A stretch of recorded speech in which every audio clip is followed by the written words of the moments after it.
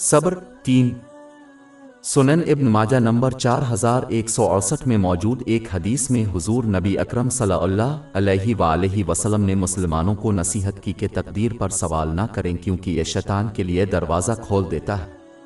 وہ مسلمانوں کو اللہ تعالیٰ کے انتخاب کو چیلنج کرنے کی ترغیب دیتا ہے کیونکہ وہ اپنی کم نگاہی اور کم فہمی کی وجہ سے اس کے پیچھے موجود حکمتوں کا مشاہدہ نہیں کرتے۔ یہ بدلے میں بے صبری اور ثواب کے نقصان کا باعث بنتا ہے۔ کسی کو اپنے ماضی کے تجربات پر غور کرنا چاہیے جہاں وہ سمجھتے تھے کہ کوئی چیز اچھی تھی جب وہ حقیقت میں بری تھی، اور اس کے برعکس، تاکہ انہیں صبر کرنے کی ترغیب دی جا سکے کیونکہ انہیں جلد ابدیر یہ فوائد دکھائے جائیں گے۔ باب 2 البقرہ آیت 216۔ لیکن شاید آپ کو کسی چیز سے نفرت ہو اور وہ آپ کے لیے اچھی ہو، اور شاید آپ کو ایک چیز پسند ہے اور وہ آپ کے لیے بری ہے، اور اللہ جانتا ہے اور تم نہیں جانتے۔